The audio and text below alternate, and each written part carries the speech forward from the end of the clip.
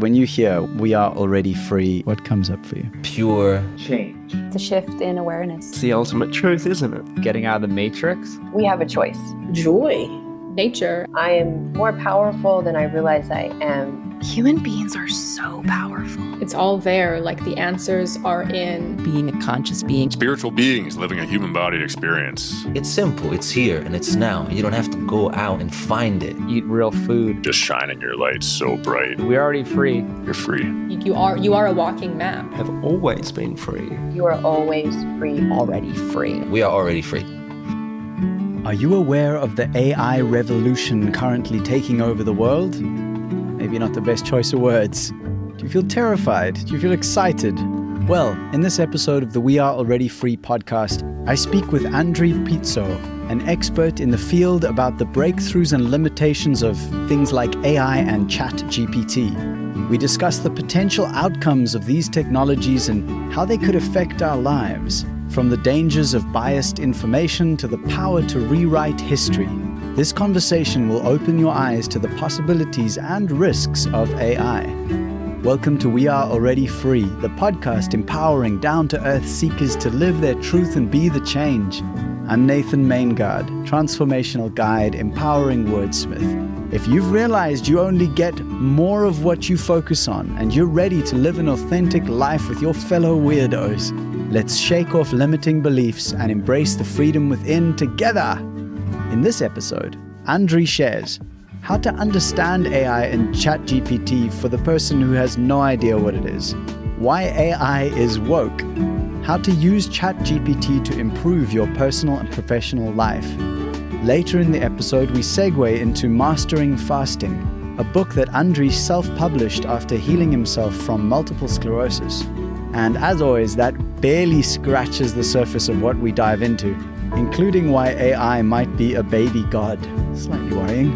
A huge thank you to my sponsor for this episode, Zencastr, the ultimate web-based podcasting solution. I've saved countless hours since I moved over to their platform.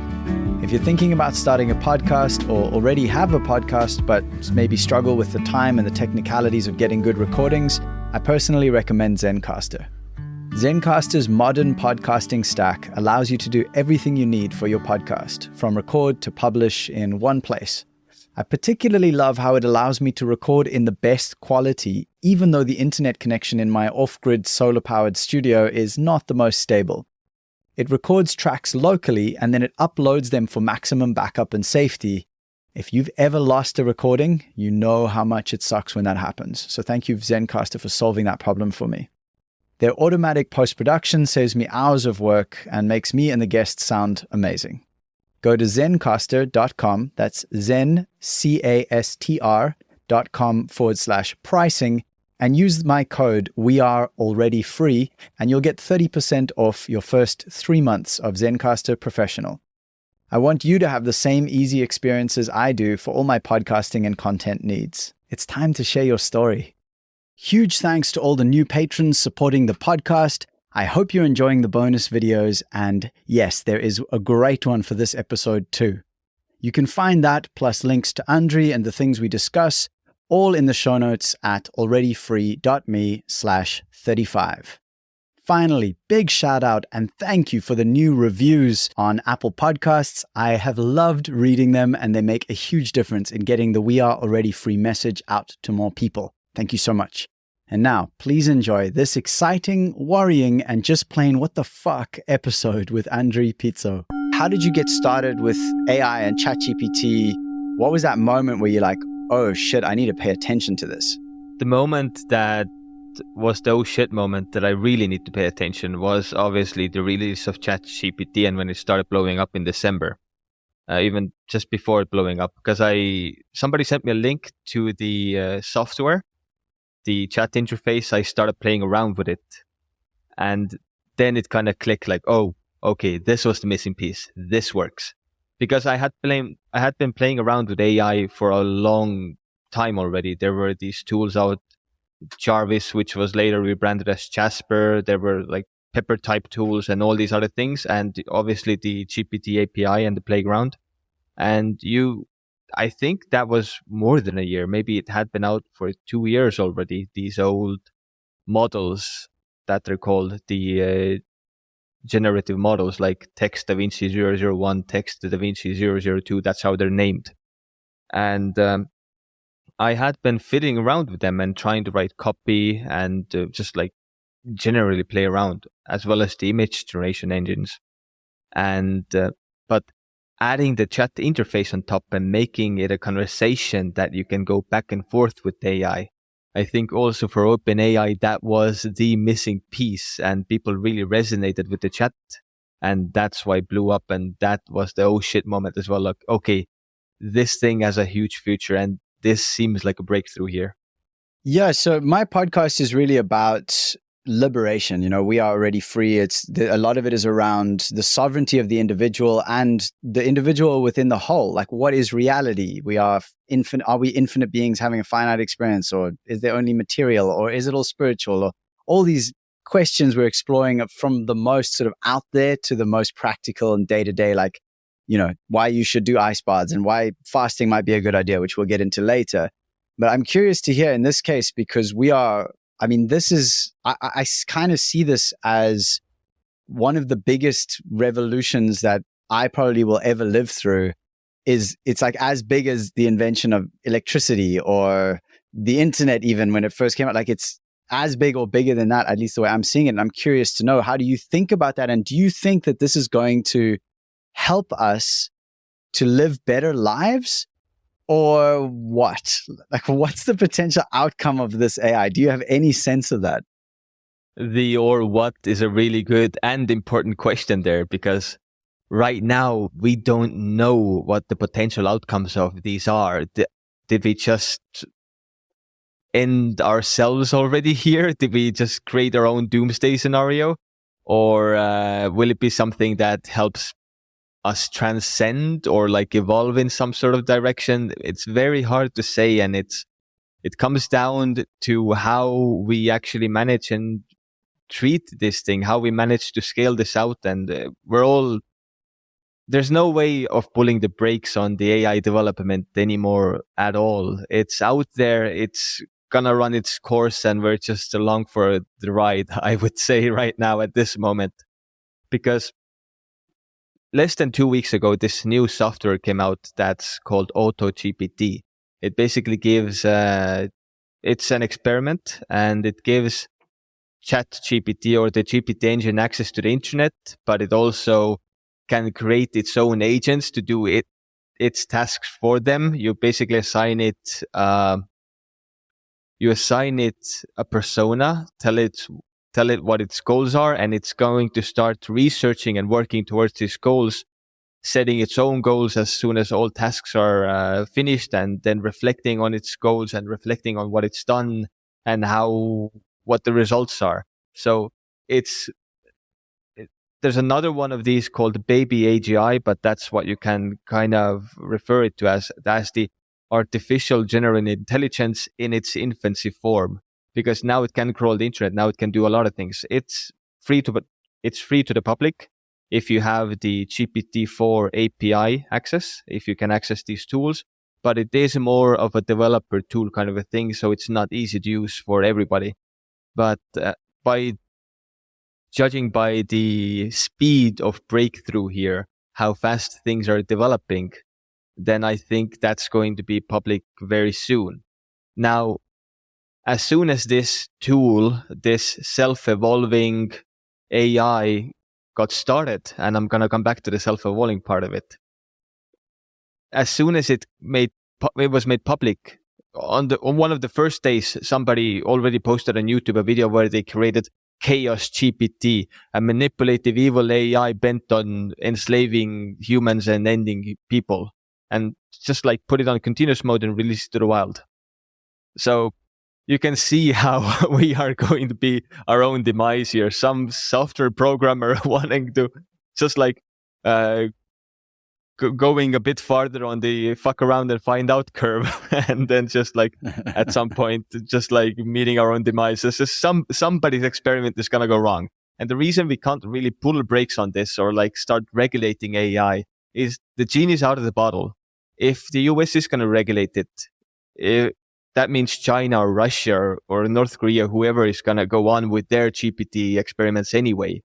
So right now it's just a race and no one is going to pull the brakes on it. And we're just along for the ride to see where it ends up. And it can be good or it can be extremely bad. And we just don't know yet. Because already as an experiment, this auto GPT can self-improve. I was playing around with it the other day and it actually fixed its own code. It was running into an error. I gave it permission to access my computer and it went and fixed its own code so it could get past this limitation. And there was this other situation as well. Maybe you've heard of it.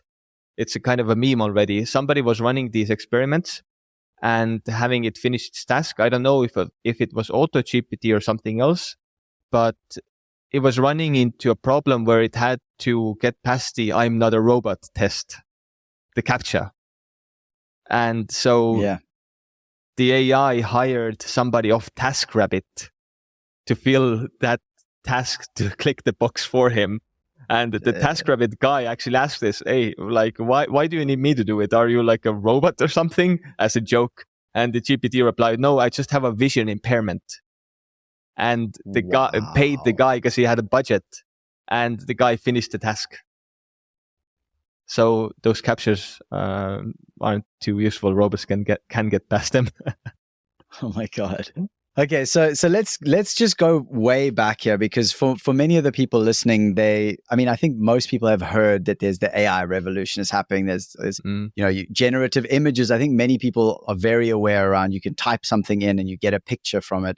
And then I know a lot of people are also aware, at least at a surface level, that there's this thing called chatGPT. And if you talk to it and it does tasks based on what you ask. But say we're talking to like the total layman, someone who's coming into this and goes, okay, there's something going on. How would you explain what is chatGPT? What is AI as we are currently interacting with it? Yeah, just like a definition, if you can simplify it that much.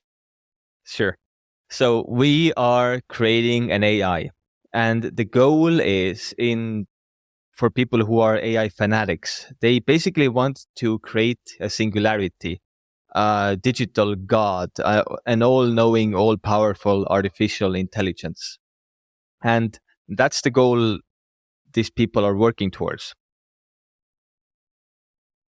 But right now, we're not there yet. A lot of people think that we might reach the singularity in after our lifetimes, maybe in 100 years. Some people say 25 years. Some people say 5 years, and some people say maybe in a year already. So there's the Luddites, there's the pundits. Everyone has their own theories when we're going to reach it, or if we're going to reach it at all. And GPT-3 or ChatGPT, in terms of AI use and AI in general, was a big breakthrough there. And the GPT-4, which recently came out, is another huge step towards it. And the Auto GPT that I just talked about is yet another quantum leap towards the artificial general intelligence. It means that this is a computer program, an intelligence that can feel, that can think for itself and can make decisions itself, because it's a general intelligence. ChatGPT and the other models that we're talking about right now, they're not actually sentient, even though they kind of feel sentient when you and I maybe talk to them in the chat interface, and they might seem really human at some points. Their responses and how they act is purely mathematical. So the way they're basically generative pre-trained transformers. That's what it stands for. So when you write something, it breaks down your writing into mathematics, and then it's essentially predicting what's the next most logical letter, what's the next most logical word, what's the next most logical sentence. And it answers you like that. It seems like magic because it is, kind of. But it doesn't know what it's saying. It's not sentient. And when you interact with ChatGPT long enough, you see where these roadblocks and these some knowledge limitations come in, and then you realize, okay, it's a limited program. But we are slowly evolving it. It's getting better and better and better and more indistinguishable from human intelligence. And in certain areas, it has already surpassed human intelligence, but there's like many vectors of human intelligence. In certain areas, it's better. In certain areas, it's worse.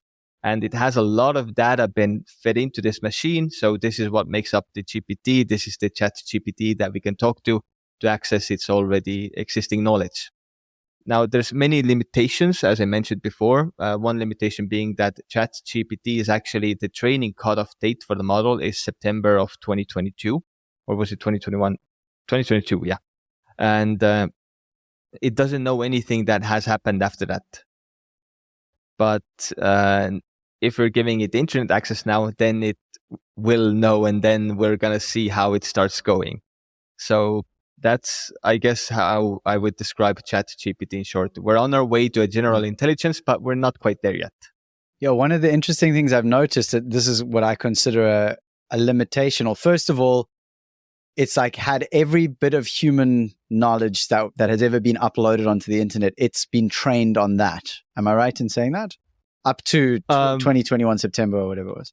Not entirely everything. It's the data sets that it has access to. So let's say we don't know the data it has been trained on. There's some speculations. Someone was saying that was whole of Twitter. Then somebody was saying that there's a lot of library genesis in there and these other data sets. There are, and Wikipedias and other things. Library Genesis is a library site that has a lot of books and PDFs and everything.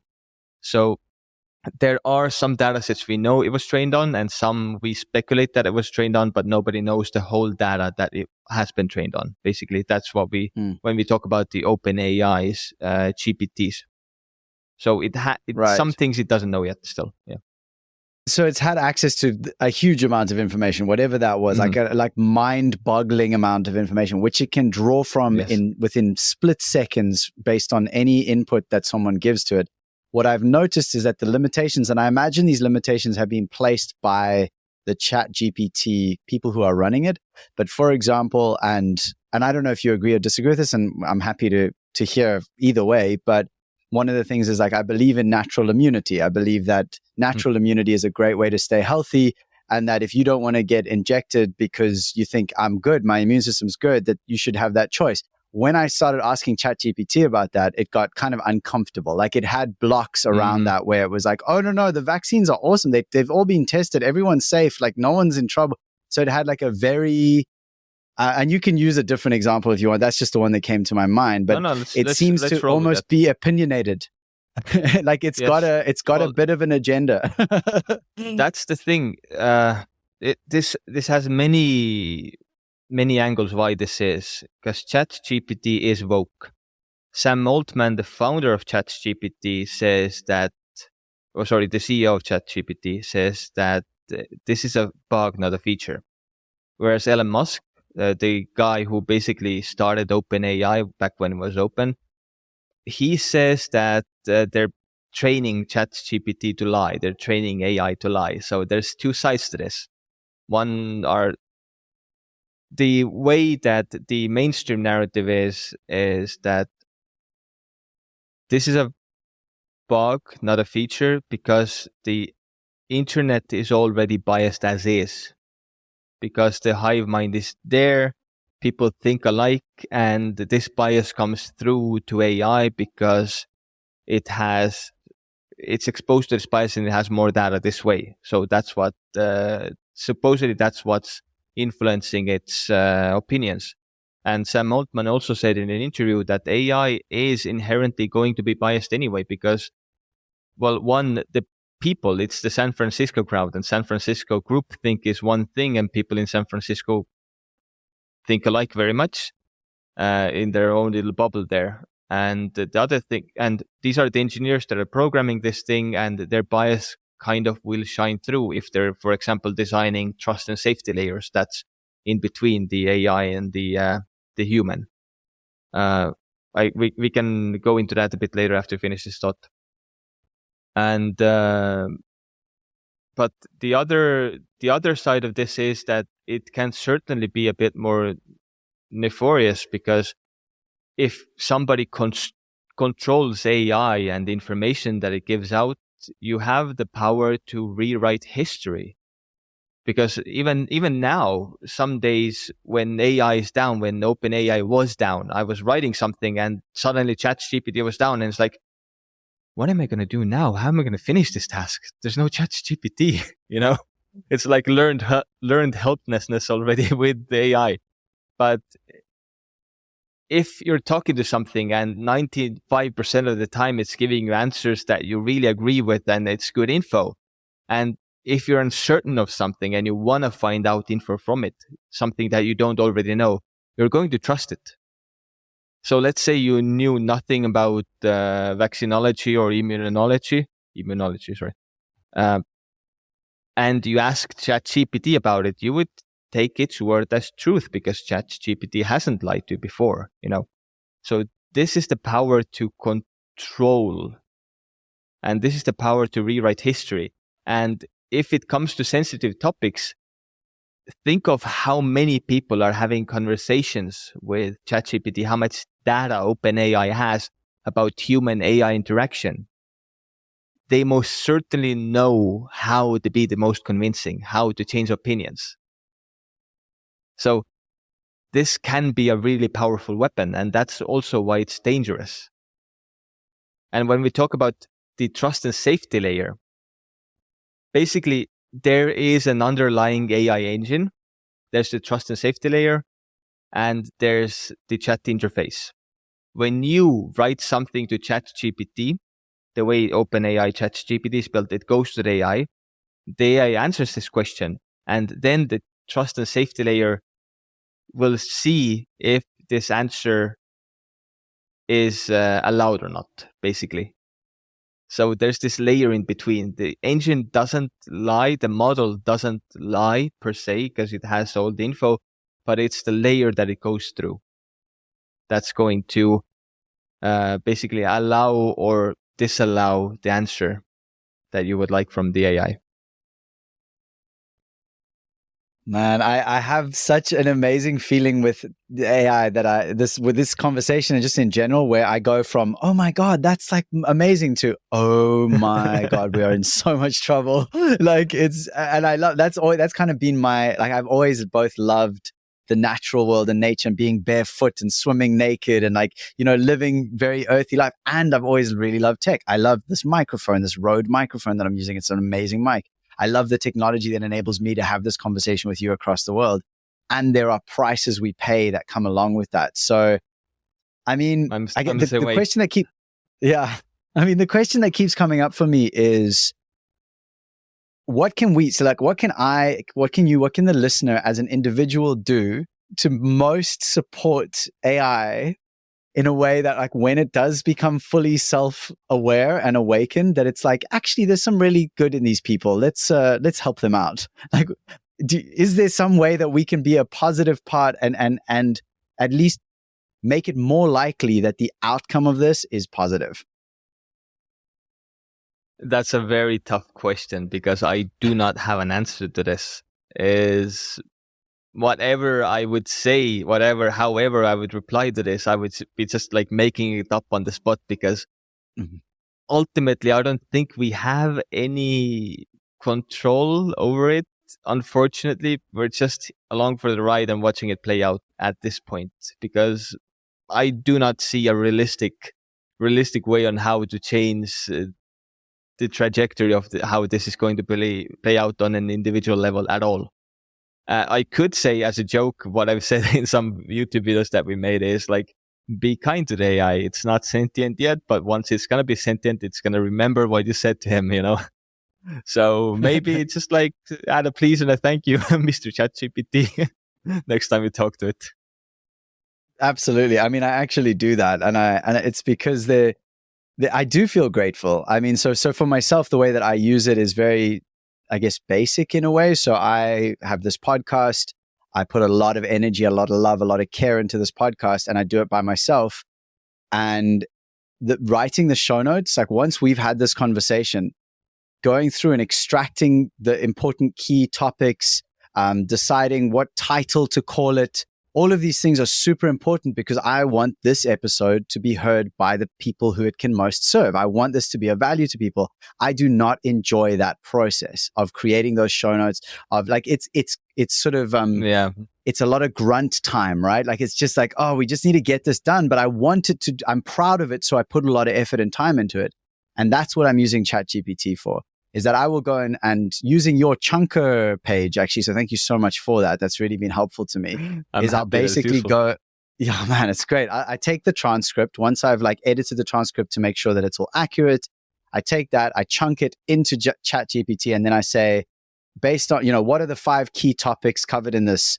Based on this, the audience that I'm talking to, what are the topics here that are most interesting to them so that I can put those and say, this is what we cover, and come up with 10 titles that are really aligned with, et cetera, et cetera. So I use it to massively improve and make more efficient my time so that I can focus more on having these conversations and then getting those conversations out to the people who need to hear them. So that's generally what I'm using it for. But when I go a bit deeper, it starts to get a bit scary because, like, I asked it to write me a book the other day about, what was it about? Oh, about the idea that if we shift our energy, our mythology, and our methodology, so the energy of our being, the mythology as in what is the storyline, the narrative we tell ourselves, and the methodology, what are the actions and habits we take daily? If we shift those 3 things, I said to ChatGPT, like, what if you were to write me a book about that? And I mean, it put together something that I was amazed by it. And then I was like, well, what is the point anymore in creating? Like, how, other than that creation for its own sake is beautiful and amazing and satisfying. But I have this fear that, like what you said, when it went off the other day, you're like, how am I going to do this work? Are we making ourselves even less capable of actually being resilient, creative, powerful beings by leaning into this AI so strongly? I don't know. Was that a clear question? I feel like I bounced around a bit there.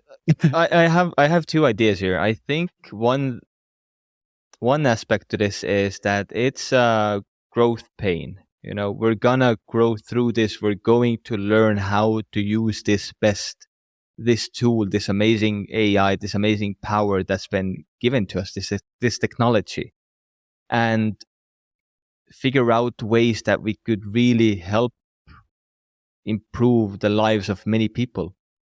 And, the world has been through many revolutions. I'm talking about things like industrial revolution, or let's say the invention of the car, or like these groundbreaking moments where everything has changed.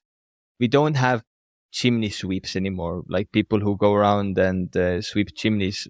Well, we do have some, but not like it used to do. We don't have horse carriage drivers. There's a lot of jobs and positions that do get out innovated, but we find things around and new jobs we don't yet even imagine emerge. And quality of life has been always improving, and this seems like another very powerful quantum leap. So I think it's a growth pain that we have this learned helplessness. Well, one side of this is I don't think ChatGPT is going to keep going down this much because they're now improving it. So you're never going to have to go another day without AI again, maybe. If you don't want to. Yeah. But the other side to this is that this is an example that I heard on another podcast, and I really like this example because it resonated with me. So have you ever played computer games? Do you play computer games at all? I did in the past, not much anymore. So when you play against a computer, for example, if it's a competitive game, if you play against bots, it's not as fun as playing against a human, because the bot is a bot, it's just a computer, but the human is a human. And there's something so much more rewarding playing against another human. And AI can't take that away from you, because it's boring playing against a computer. So this is something that I think will play a huge role in how we actually interact with ChatGPT and AI generated content as well. And if we, for example, get like a created by human certifications anytime soon, where like 100% human generated content, you have a seal of approval, you have a badge, that's going to be maybe better or received better. But I don't actually think it's a necessity because, like, again, AI, my own content that I create, for example, video scripts and everything. I was just writing a video script with ChatGPT today, and I couldn't have sat down and written something as good just like by me sitting down in this period of time. But ChatGPT really enabled me to work through the blocks that I had and even put out something way better. So I think different fields, maybe like backtracking on what I said before, I think different fields are going to have like different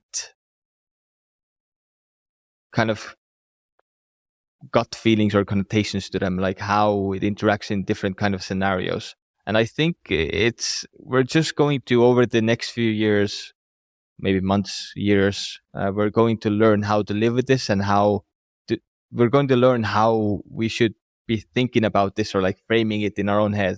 And I mean, there's a lot of different cultures around the world. So it's interesting to see how different cultures maybe start integrating AI into their lives. Because as you know as well, it's like in different languages, you think different ways in your head of different things are of importance to you. You have, you pay attention to, sorry, I kind of crashed here. It doesn't matter. No, I love that. I know what you're meaning. Like the language structures thought. And one of the things I learned a while ago was that many indigenous language, like old languages from tribal peoples, they have a very different way. Like they don't have a separation. So for example, in English, the word nature is defined as anything other than humans.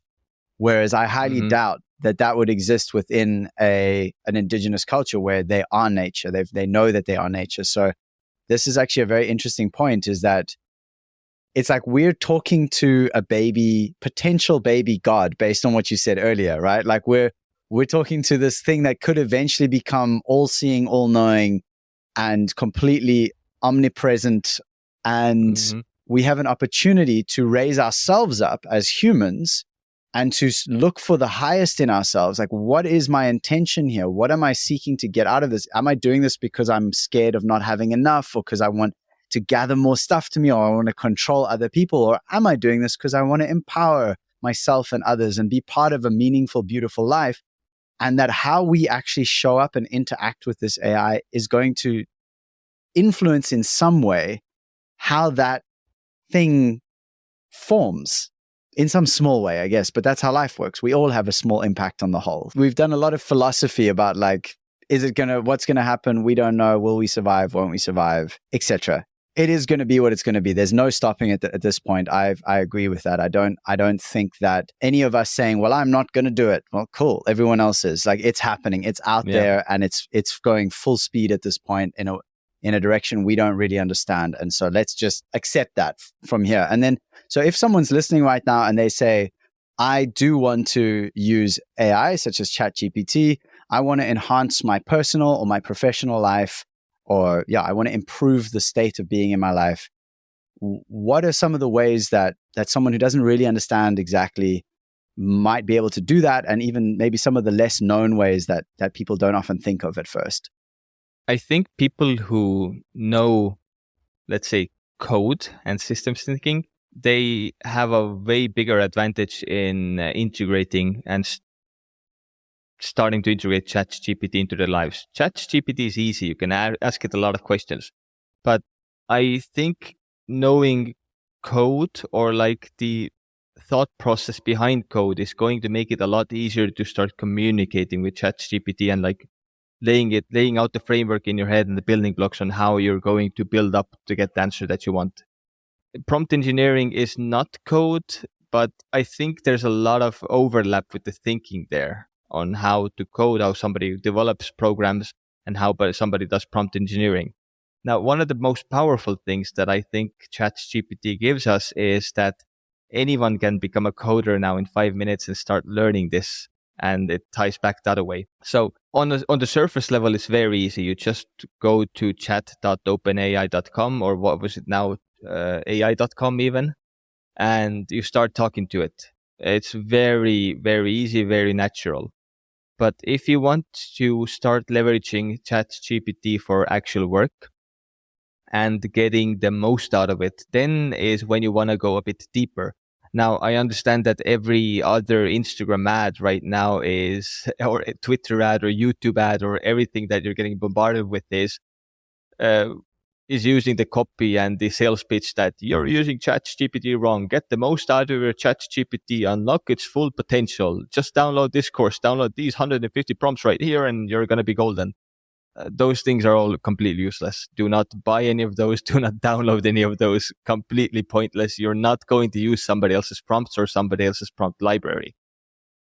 It's maybe fun to take a look at what other people are doing, just to scroll through them, but you're never going to actually use them. You're never going to go back and use someone else's prompt, because everyone will develop their own style of this coding framework, or their own approach, or their own conversational style, and what's natural for them, and how they're going to get the most information out of this AI program, how they're going to communicate with it. There's no one right way.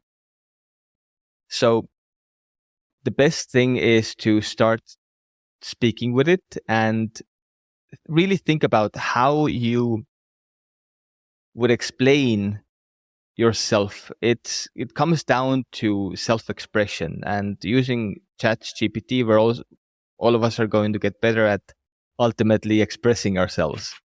And what you should start doing is saving your own prompts. If you want good results, if something is producing you results that you want, just start keeping a list, start keeping a small database, and start saving them for yourself, because you can always come back to them and you can always start improving on them. And prompts can be really simple, like one-liners, hey, write me this, or they can be really complicated and use different variables and can be like a multi-message prompt. You can go both ways, and there's a lot of ways to get the same job done. So ultimately, I think it's practice. The more you use it, the better you're going to get at it. And experimentation, play around with it, try different things. And even if you don't know how to code, for example, you can write pseudocode. Imagine, like, make up your own rules, because ChatGPT is really good at understanding what you're telling it. So you can make up completely your own rules of behavior and like syntaxes and writing styles on how you want to explain something to it, and just like play around with it. Make up your own coding language for ChatGPT, and it will understand it, and it will start implementing it, and it will start replying to you in that way as well if you want it. And you can keep developing this over time. So this is how you can, how I think you can just start getting into it, make up your own rules and go with that. And just play around with it, have fun. And if you want to know what else you can do, just like look around on the internet and find out what other people are doing with it, because that's going to open some doors in your head. Now, coming back to the coding example that I mentioned earlier, I am not a good coder. I'm not a good developer. But with ChatGPT, I am. I don't understand any of these syntaxes. I don't know. I couldn't write a for loop if my life depended on it. It's a coding thing. But with ChatGPT, I can write software. I can write apps. I can actually build games. Last Sunday, in an hour, I made Pong. With the two little things, the balls going between them. I wrote that in a very basic programming language, C. And by I wrote that, I mean ChatGPT wrote it for me and I implemented it. So by playing around with these things, anyone can become a developer, and a good developer, and you can certainly do things. So if somebody never learned how to code, but you've always wanted to make your own website or iPhone app or write a program or software or anything, I think this is a golden opportunity to really start learning how to use this and how to launch these things.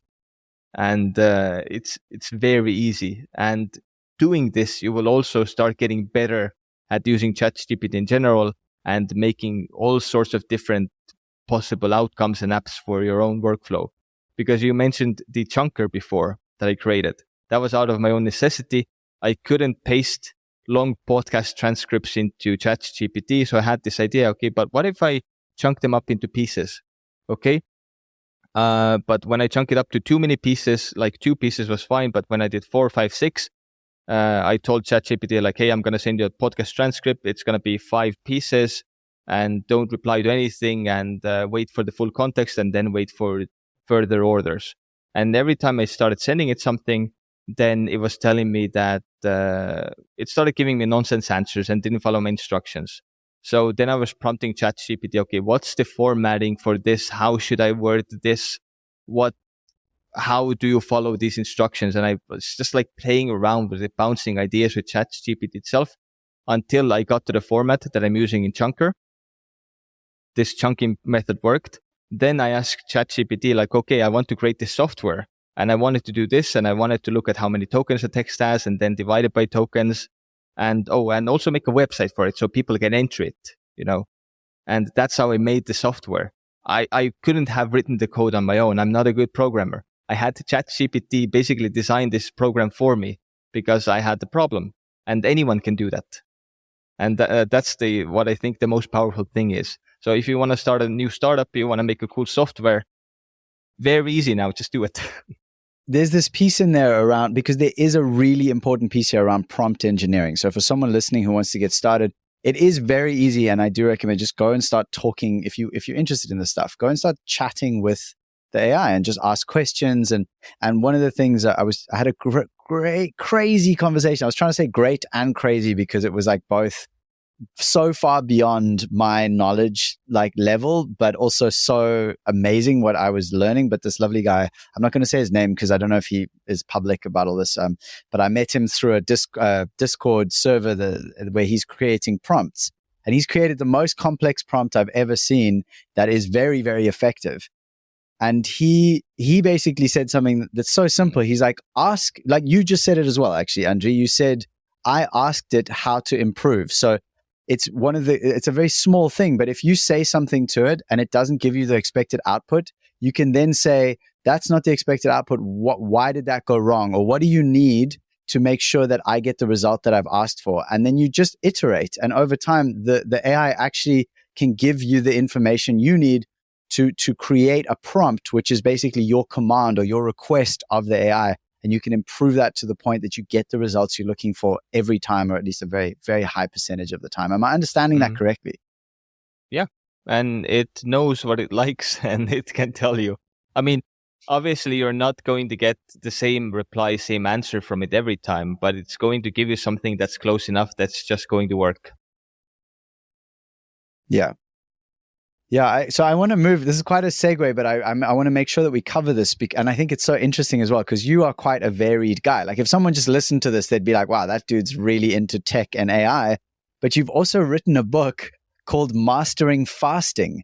And I'm curious to know, does this tie in at all with AI and how does it tie in with AI if it does? And then, just share.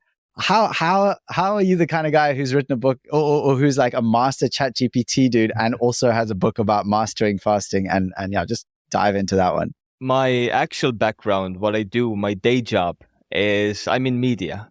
I used to be a cinematographer, director, and a producer. I have my own production company, and we actually produce video podcasts and other things. So actually you can see by my equipment here.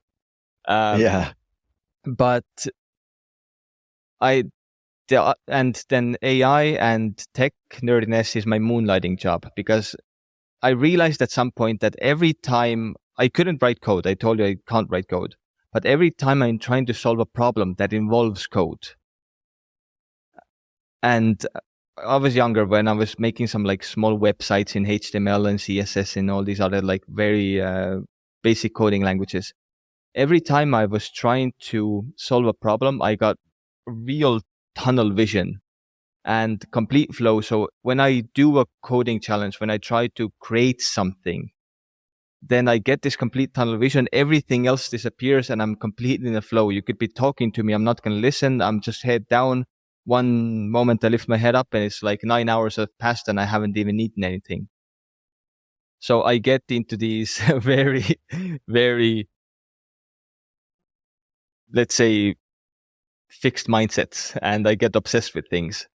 And there's this other aspect to this. As I was doing media, as I was growing up and playing around with cameras and all these other things, and spending a lot of time on movie sets, which are not, unfortunately, the healthiest of places, and you don't sleep much and you eat a lot of junk food at the crafts table. I wasn't living the healthiest lifestyle either. So late 2015, I was diagnosed with an autoimmune disease called multiple sclerosis. And it's a very long story. I'm not going to go into the whole thing, but I never accepted conventional treatment. And I went on my own healing journey. And by now I'm better than ever. So out of necessity to cure my own condition, I had to start learning everything about health and well-being and get into biohacking. I didn't know what biohacking was back then, but I got really into biohacking. And as I mentioned, I get these bouts of time when I get really focused and fixated on things. And at some point I was researching fasting because I wanted to pick up fasting. It seemed fascinating. So I read quite a few fasting books. I watched quite a few videos. Then I started reading papers. But then I realized that everything that I was learning from the newer papers and everything I was learning from all places, none of the books that I read didn't cover everything. All of them had something. Some were plain wrong. And it was just rubbing me the wrong way. It's I don't like this. I don't agree with this. And I was just thinking to myself, I could do this better. So initially it was supposed to be an Instagram post, then a blog post, then a longer article. Then I was thinking, okay, I'm going to make a YouTube video. But okay, I have to include this as well. I can't leave this part out. Then it became a seminar. Then it became a course. And ultimately, at one point, I realized, okay, I actually accidentally wrote the book 2 years later, 2 years in. So I was researching a lot. So I never actually planned to write a book. It's just something that kind of happened over the time. I actually have a copy right here. Let me grab it. Yeah. Oops. Kick the table. But yeah, this is the copy and this is the book. And I had a lot of fun with it. So I wrote it completely myself, no ghostwriters. And I had a lot of fun drawing all these little doodles in here because I like to take control of things. And yeah, so it's basically, the way I wrote it is, it's supposed to be a book that both the layperson and the health professional can get good information from. So it's called Mastering Fasting the Hard Way, but made simple for everybody. And it's called that because I think if you want to learn something, if you want to truly understand something, you have to actually do it the hard way. And you have to know a lot of things about it, how all the mechanisms work. But made simple for everybody is I put all these complex scientific concepts into plain English, into plain human language, and broke them down to as simple parts as possible. And that's why it took 2 years, because I had to first teach myself all these concepts.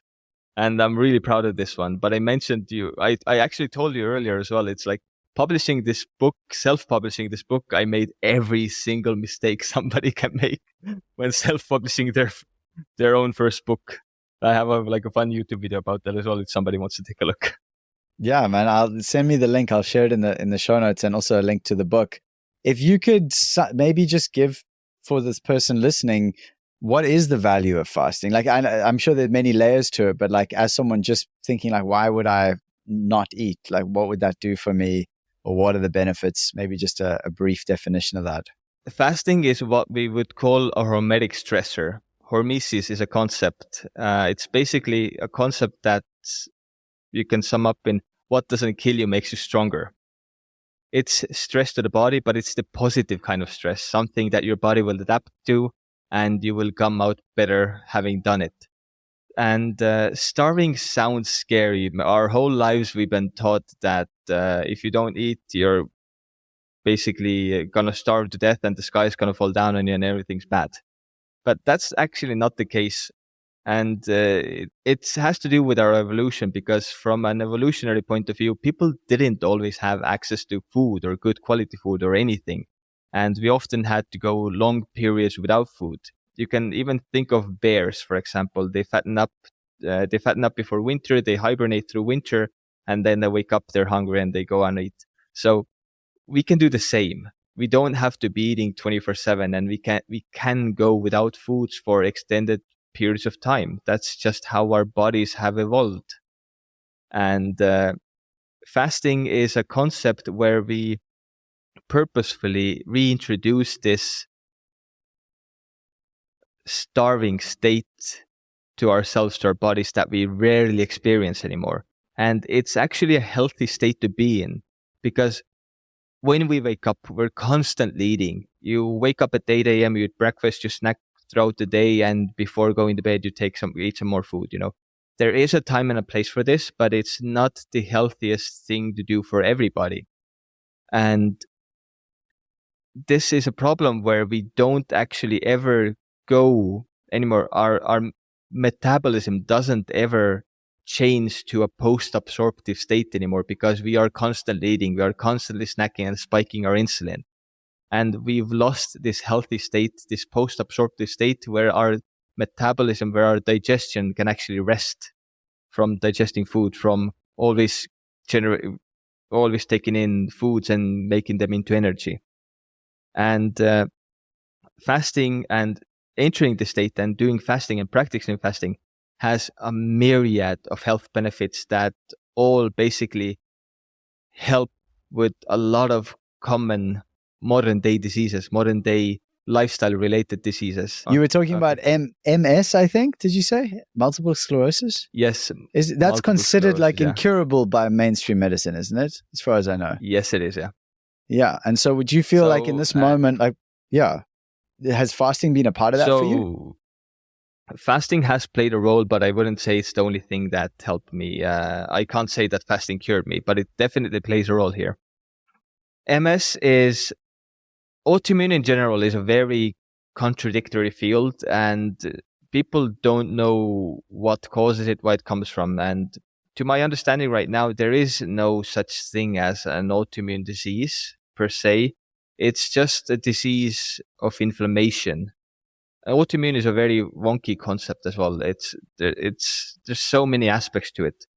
And the problem with, even in terms of fasting, let's say, how people treat type 2 diabetes, for example, is you have type 2 diabetes, you're going to be given insulin, and you're going to be given insulin as long as your cells can, thanks to insulin, keep taking the sugar. And when they can't do this anymore, when no mechanisms work, when insulin doesn't even help you, then it's too late for you. And sorry, there's nothing else to do, basically. But that's like a Band-Aid fix, it's like putting a Band-Aid over a boil or like a pus and hoping and just wishing it was gone. What helps with type 2 diabetes is fasting, is actually eliminating the excess sugar that you have in your blood and retraining your body to metabolize all these things properly. All the sugar and how to deal with glycogen and not giving it excess sugar to deal with it, not stressing your body with excess sugar. And it's the same with multiple sclerosis. The Western biomedicine, the traditional treatment to multiple sclerosis are immunosuppressants, and they do exactly what they sound like they do. They suppress your immune system, not addressing the root cause, and in the background, things are still going wrong in all directions. So they take away your symptoms and not actually even doing anything about it, and they take away your symptoms as long as they can take away your symptoms, never actually fixing the underlying condition. And when I got my diagnosis, I had this like a whole body no. It's like, no, I'm not going to go down this route. I didn't know anything about health and wellness then at that point.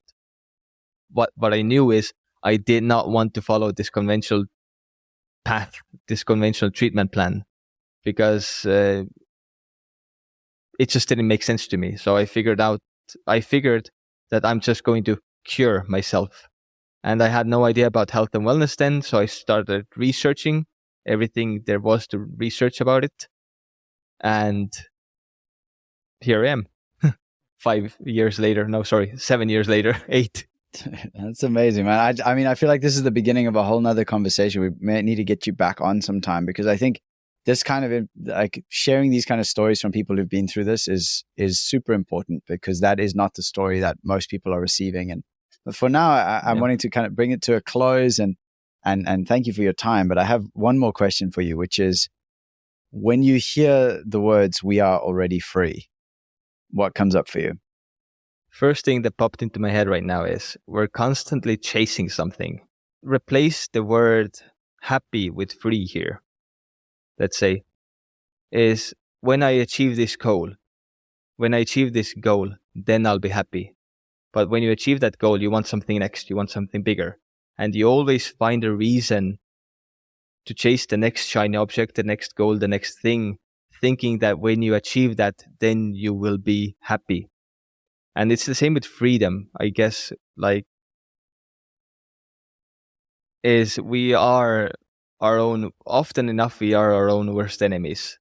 We are the ones that make up these limitations, these mind traps, these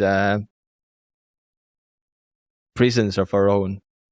And you don't need any external intervention to feel free, to enjoy yourselves, to live your life, to be happy. You can just change your thought process. And that's what we have to do, because no external thing is ever going to actually make you happy. You're chasing the feeling of something external to make you free or make you happy. But that external thing, that feeling doesn't come from there. The feeling comes from in you. And these feelings, these external validations, these fade. And then you're going to be just chasing the next thing. So it's learning to be free, learning to live like you're already free, learning to live like you're already happy. Maybe that. Thank you, Andri. I really appreciate your reflections and thank you for your time. I know you've been super busy. And thank you for coming on the We Are Already Free podcast. Hey, thanks for having me. It was a lot of fun.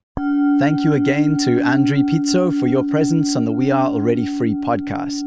You can find links to Andri plus many of the things we talk about at alreadyfree.me/35. If you want to up-level your AI prompting with a super simple and wildly powerful method, you'll find that in this week's bonus chat with Andri, now available on the Patreon, along with heaps of other perks. Again, it's all in the show notes at alreadyfree.me/35. Thank you for being here with me, dear listener. I love being me with you. And remember, we are already free. I'll see you next week.